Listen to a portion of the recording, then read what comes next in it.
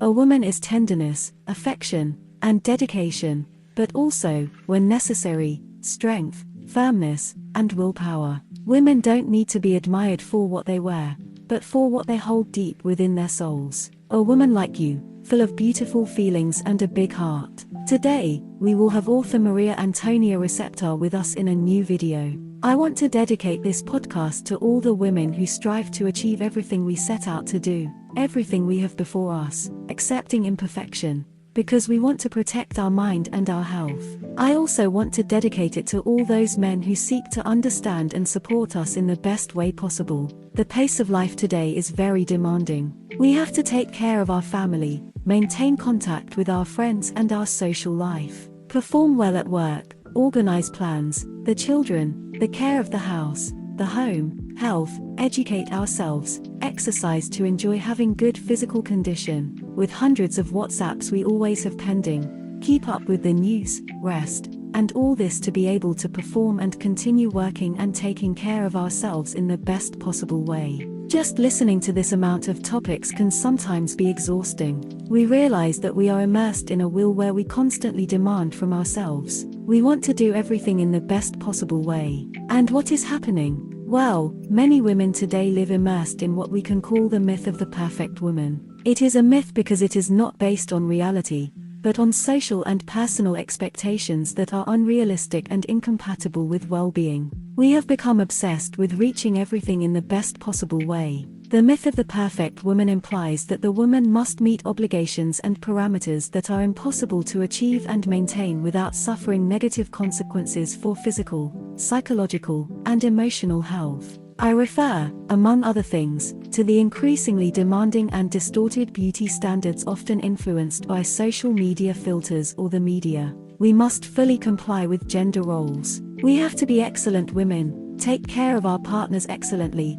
our parents, our children, our work, our studies, our health, everything perfectly. And, in fact, we all know some of those perfect women or think they are perfect, who seem to do it all. A woman who works, studies, takes care of her family, supervises household tasks, goes to the gym, gets ready, goes out with her friends, and also has time to read, watch series, take courses, and travel. And she does it with a smile, without asking for help and trying not to let anyone down, without resting. It's no big deal. Many of these perfect women maintain this brutal pace of life because they believe they will be more valued, because they have imposed standards of what they must achieve and accomplish to not fail themselves and not let others down. You've heard me say it many times, perfectionism, by definition, makes us sick. The perfectionist is the eternal dissatisfied because nothing is ever enough. A person who seeks to excel in every aspect of life,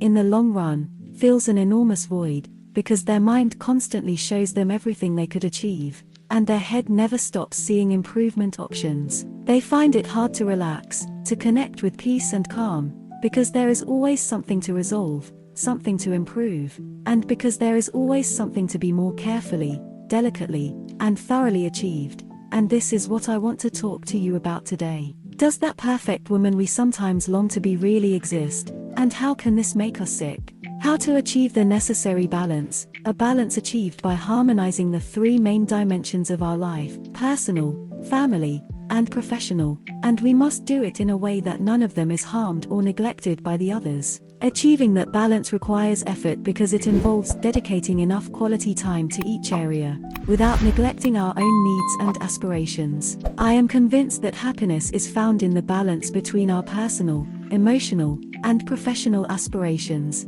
and what we have gradually built in those areas. If we achieve this, we will also maintain self-esteem and an adequate assessment of ourselves. Balance, as you well know, is a source of well-being, health, productivity, and happiness. That myth of the perfect woman disrupts balance, and therefore affects all aspects of our lives, especially the pursuit of happiness and self-esteem that we so desperately need. This myth imposes unrealistic and unattainable expectations that make those who pursue them feel dissatisfied, frustrated, and guilty for not achieving them. And in women, we feel enormously dissatisfied and frustrated because we constantly feel we don't reach what we set out to do. The perfect woman demands too much of herself and punishes herself for her mistakes and defects, becoming an inexhaustible source of stress and anxiety and a hindrance to her personal and professional development. This obsessive pursuit of perfection leads her to forget her own needs, desires, and dreams, and she becomes a slave to her aspirations, expectations, inner voice, and what others expect from her. Why does all this happen? Because from a young age, we study, we prepare to meet life standards, for the demands of what we have to achieve, to be mothers, to get married, to form a family, to go far in life because we strive in our studies. But we also have to be beautiful, take care of ourselves, exercise, because those beauty standards are also extremely important according to what social networks and the media teach us. As the years go by, a moment comes when we start asking ourselves questions. Do I have a partner? Do I want to go abroad? Do I want to educate myself more? Do I want to take a competitive exam? Do I want to start working? Do I want to earn money? Do I want to be a mother? Do I want to take care of my children? And suddenly we find it hard to decide. We don't know if we are making the right decisions, and the years go by, and we may find ourselves in a situation where we take care of the children, the partner, try to work, do it in the best possible way, but notice that we don't reach everything. On the other hand, it may happen that we take care of our parents, or have a family member suffering with an illness. We try to balance and reconcile with our studies or daily work, and then the care of the home, cleaning, cooking, nutrition. If we realize, what happens most of the time is that we stop taking care of ourselves. All this, just hearing it, generates anxiety, stress. If you are listening to me and you are a woman, you realize that probably at some point in your life you have gone through situations where you say, I am exhausted, I can't do it anymore, I am overwhelmed, and on top of that, I don't do it well. No matter how much I try to renounce in the best possible way, I feel guilty. Evidently, the world will not stop because we need it.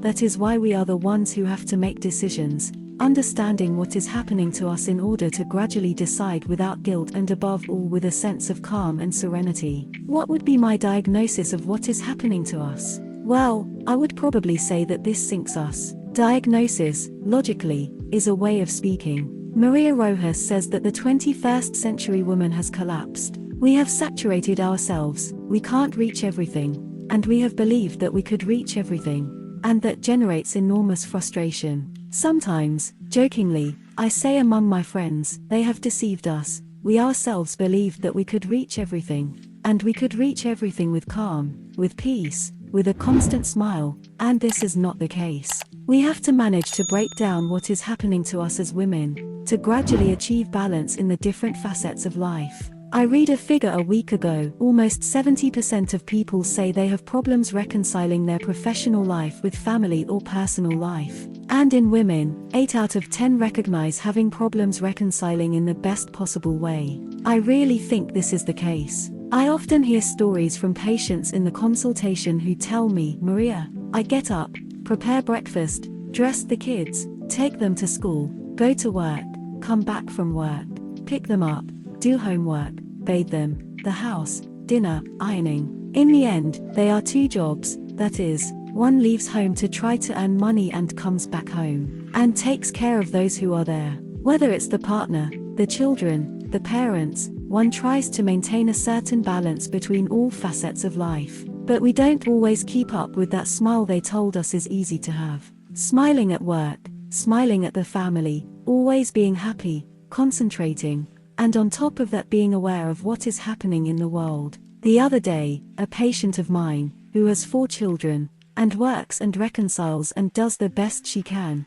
we started talking about a social issue, politics, something that had happened, and she says to me, Maria, don't judge me, but I've been months without time to read the newspaper or watch the news. I don't know what's happening in Spain. I don't know what's going on. Sometimes at dinners, or when my husband comes home and tells me things, I act like I know what he's talking about, but the reality is that I don't have time to inform myself. Don't think I'm an uncultured person, it's just that I simply don't have time. I told her, do you realize that the first thing that comes to mind is that I don't judge you? We have the feeling that if we don't reach things, others will judge us. It's not just our inner voice that beats us up, but the people around us think we should reach everything and be aware of everything that happens, and also with a smile, but it's not like that, and many times we don't succeed. To continue understanding what is happening, we have to make a very important distinction. This would be for another podcast. In fact, while I'm recording this, I think it would be necessary, and that is that men and women are not the same. There are many things that differentiate us and many things that resemble us. The percentage that differentiates us at the cerebral level is very small, but fundamental to understanding why in the matter of reconciliation we are so different. This is not categorical. It does not mean that it is a mathematical issue and that it is always like that,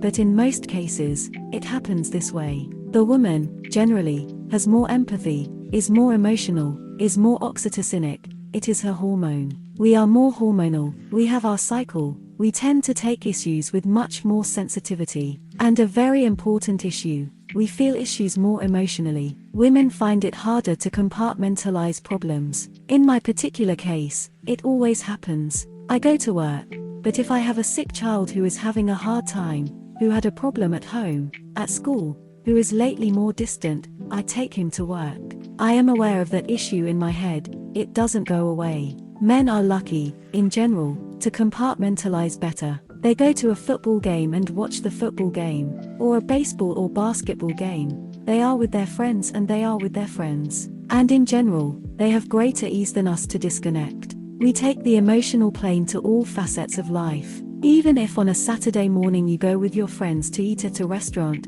away from where you live, to clear your mind and leave the children with your partner, with your husband, but you are with the issue in your head. There are probably moments during the meal when you manage to disconnect 100%, but there is a part of you that has gone with a tinge of guilt. If you don't go with guilt, it's because you say you have to recover and you have to repair. But during that meal, there will be several moments when you reconnect. If the children are okay, if everything is in order, if something is needed. In recent times I travel very little, but when I have to travel on the train, on the plane, I always go remembering the pending things, the children's homework. If any of them have to take a vitamin or are sick, to sleep earlier, not to leave their reading time. That is, women in general find it harder to disconnect. We are more emotional, and we generally carry the emotional part in the foreground. If we have a mother in the nursing home, as a patient of mine told me the other day, then every day when she is working, she is thinking about what time she will be able to visit her mother at the nursing home, and she can't get rid of that thought. If she realizes that she is going to leave very late that day, she feels guilty. If we notice that we are not at our best with our partner, then that also affects us in our professional plan. It's as if we carry it in our heads. We are bad with someone, we have fought with a friend, we are working, but we remember what worries us, others, children, parents, the partner, the non-partner, that issue that has us a little worried, and we have it there. Women have it all interconnected and carry in their heads the issues related to the caring of others, whether at an emotional, personal, partner, or professional level. And men are lucky, in general, to focus better on the things they do and disconnect from others. This is a fascinating neurobiological issue. I usually say that almost all men focus better on what they do and disconnect. But there is a percentage of men, around 5 or 10%, who usually coincide with those of high sensitivity, who do take issues to work, home, in the couple, that is, who connect emotionally very intensely. In other words, they find it harder to disconnect from worries or emotional, or sensitive things. Women have everything very interconnected. It's family, but it's the partner, but it's the parents, but my siblings, but my friends, social life, children, work, health, education, studies, home, that is, everything are multiple facets of life. If you realize I haven't told you about self-care because on many occasions, when we have to set our priorities we forget about ourselves, because we think we can handle everything, because the reality is that we can handle a lot, until our body warns us that something is failing and skin problems begin, joint problems, pain, repeated infections, gastrointestinal problems, the famous somatization I have talked about so much, that is, those poorly managed emotions, an internal world poorly managed, or a maintained state of alert, in search of a perfectionism we will never achieve, makes us sick.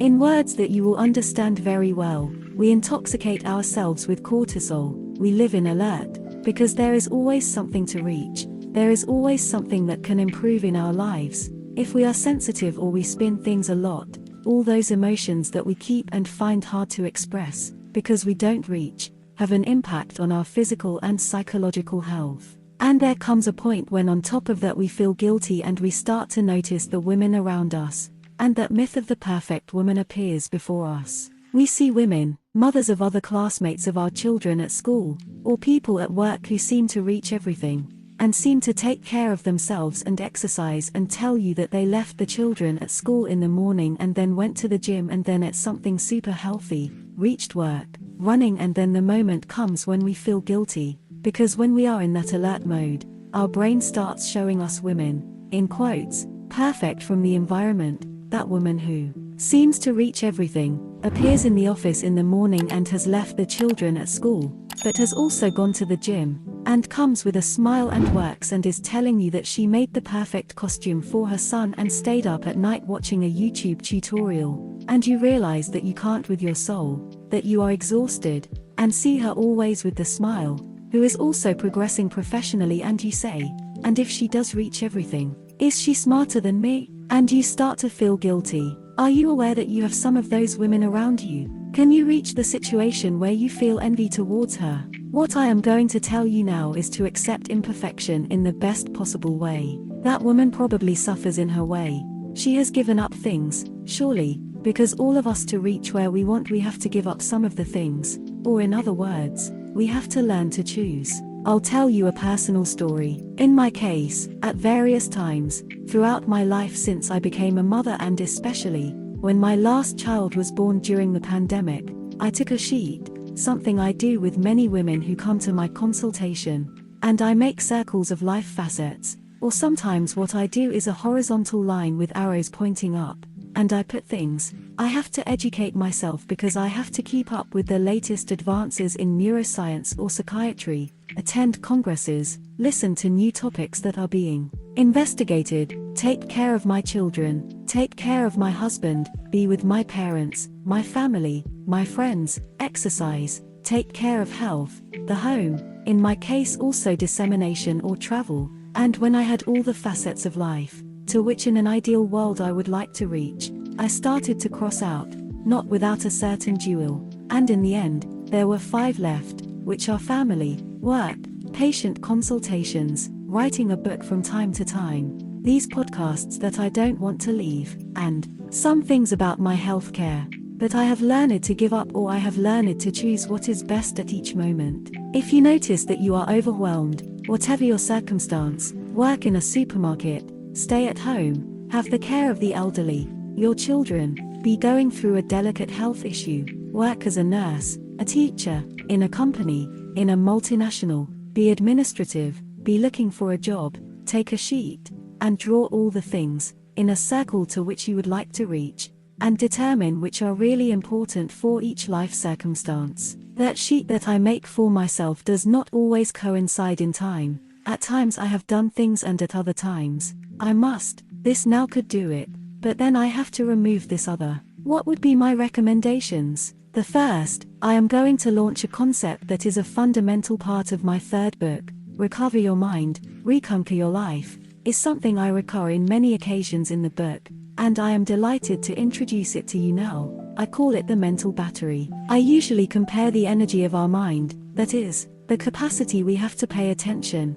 of our prefrontal cortex, with a battery that is being used throughout the day and recharges at night with sleep, or that is recharged with restorative activities. I usually draw it on a sheet, with my patients, as if it were a battery, in which we point out what charges and discharges it. That is, you have to know that our capacity to pay attention, our capacity to be well throughout the day, is limited. It doesn't last forever. It can be exercised, strengthened, or destroyed. Some of the things we do throughout the day empty it, and many people lack the tools to recharge that battery. There are situations where we notice that our attention, our patience, our impulse management are minimal. We get up in the morning, have rested well, have many tasks ahead of us, and are excited. Our battery or capacity to manage ourselves is in an unbeatable situation. We have between 90% and 100% recharge. However, work, reconciliation, the children, everything that arises throughout the day, or moments of tension, reduce their load and decrease their power. What makes the battery empty quickly? Here multiple factors come into play: working, reading, studying, resting little, being sick, taking care of people who are sick in our family, stress, noise, traffic, dealing with certain family members, friends known or work colleagues who intoxicate us with cortisol, attending meetings at children's schools,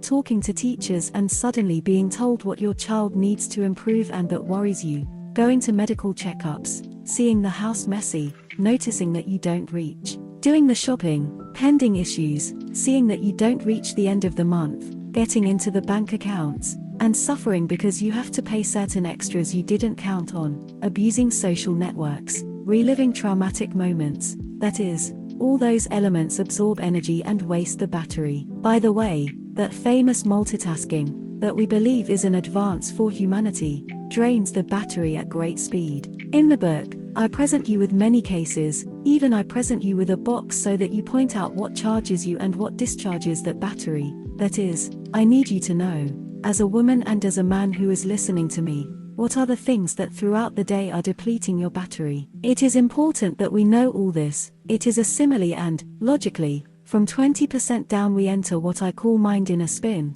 That is, we are more impulsive, more irritable, more sensitive, we cry, we isolate ourselves. All of us, when that mental battery is at its lowest, a version of us comes out that we usually don't like. It may be that we shout more at home, we concentrate worse. In my particular case, tears usually come out. I know when tears start to come out easily at 8 or 9 o'clock at night or on certain days. It is because I have the battery completely exhausted. Who do you become when you are without a battery? Analyze it. Maybe you tell me, Maria, I have been with the battery at 20 for several weeks or several months or several years. And you have to say, where are your repair factors? I need you to recharge, to repair, to know what actions throughout the day, week, month, or year lead you to repair that battery, not just sleep. Because indeed it would be wonderful if we could all sleep 7 to 8 hours every wonderful night without any child waking up, coughing, having nightmares,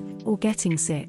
But throughout the day, moments to disconnect, to meditate, to breathe, listen to some music, do some exercise. Throughout the week, meet someone, that oxytocinic person, who helps us feel better in a matter of seconds. Be careful if you are of high sensitivity, that battery discharges much faster. It is true that also with small actions throughout the day, you also repair and recharge easily. It is fundamental to know what recharges us and what discharges us. Sometimes you have to know how to ask for help. A few months ago, a patient, a mother of 2 children, who is going through a very severe oncological process, her husband has been unemployed and they have no economic means, came to my consultation. She told me, Maria, chemo leaves me very tired, and I am not able to take care of the children when they come home from school or kindergarten. I feel frustrated as a mother. I had to stop working while I am with chemo, and on top of that I am neither a good mother nor work, and I don't do anything well at home. And I don't know how to ask for help because there are many moments in the afternoon when I start to vomit because chemo makes me feel bad, and I hear my children calling me. They want to play with me, they want something, and I say I need someone to help me. I remember that it would be to ask for her mobile, and with her permission, we called one of her best friends, and after 2 weeks, we told this person, please, help her, come to help at home, for a while in the afternoon. Her single friend works only in the mornings, and in the afternoons she started to come home and help with the children. That generated a state of peace because at least her children were not alone in the mornings. She took time in bed, and you have to ask yourself, what are your expectations? Where do I want to go? What would I like if tiredness and limitations didn't exist? Be careful with expectations because they are sometimes completely irrational. What are you afraid of? Are you afraid of regretting? Are you afraid of not doing the right thing? Are you afraid of being a bad mother? Are you afraid of losing your professional career? Are you afraid of being judged? Are you afraid that your inner voice may overcome you? Are you afraid of getting sick? Try to put words to the things you feel. How is your inner voice? In this, I dedicate a huge chapter in the new book Recover Your Mind, Reconquer Your Life. I talk to you about that inner voice, how sometimes it is a dialogue, sometimes it is a monologue, the impact it has on how we tell ourselves things. You should not eat this, it is not convenient for you. Exercise, you don't take care of yourself. You have the children neglected, many times you are very distant from your partner. You are not managing to work as you should, you don't perform. You are leaving part of your work because you don't reach, because you don't concentrate, or because you should take out hours on the weekend and you don't. Because you don't like work, because you would like to change jobs or ascend, or because you are directly in a situation without work and you don't reach what you would like. They have implanted in us the idea that you can reach everything, and on social networks, you see people, in families, who are on vacation, how they eat, the awards they do, and you automatically compare yourself.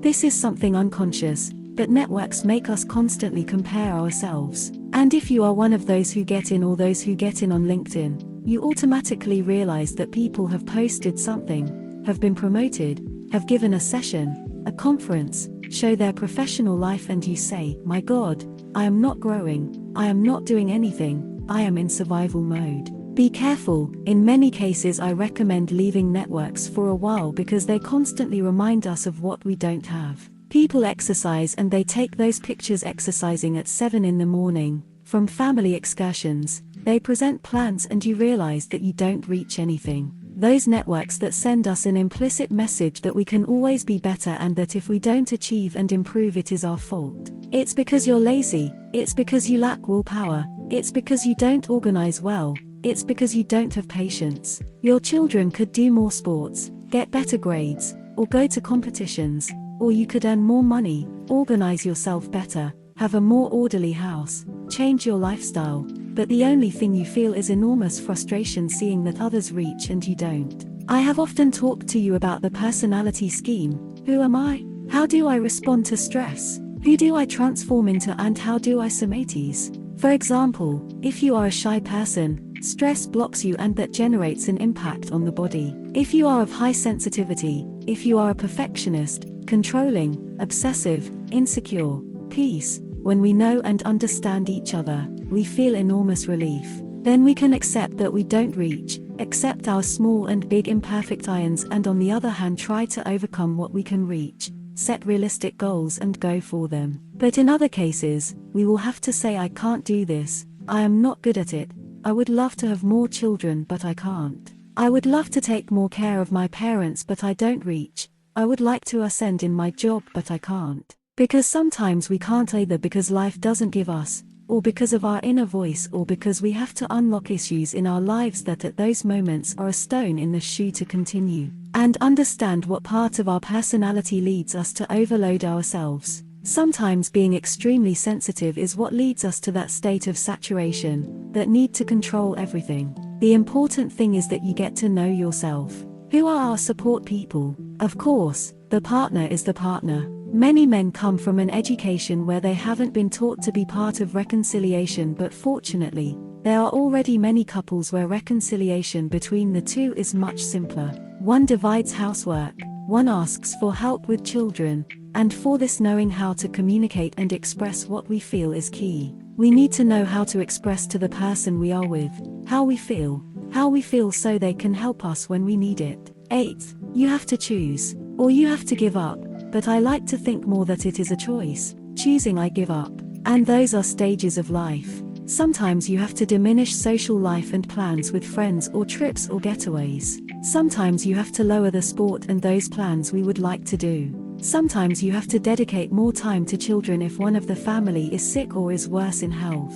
But be careful, let's never fail in any facet of life. In those that we have decided, as I told you at the beginning in the circles, to work or be more focused on them, that none fails. I cannot fail in how I take care of myself. I cannot fail in how I take care of my partner, or my parents or my children, or my work or my study. There will be times when I can demand everything a 7 or an 8, but I can never be at everything in a 10, because that will make me sick. Remember that this is important. I choose because right now this is the best for me, and I am finishing. Be careful with guilt management. Recognize what I do well, because sometimes the only thing we remember constantly is everything we don't reach. And be careful with the inner voice. Don't let it crush you. Don't let it be your Achilles heel in life. Let your inner voice be there to support you and bring out the best in you. That women are fundamental in society, but we have to bring out our best version without feeling crushed or overwhelmed. Finally, have that place of repair,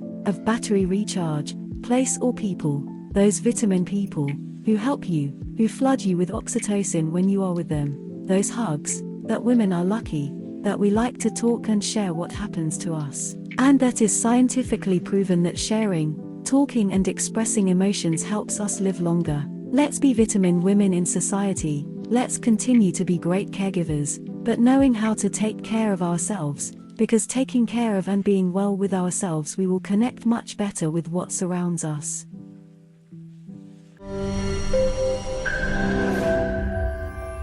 If you reached the end of the video, please like it and share it with your friends or family. That would help us a lot. Lastly, subscribe to our channel if you want to see more videos like this. This is 𝗪𝗺𝗿𝗵 signing off, and we wish you a happy day.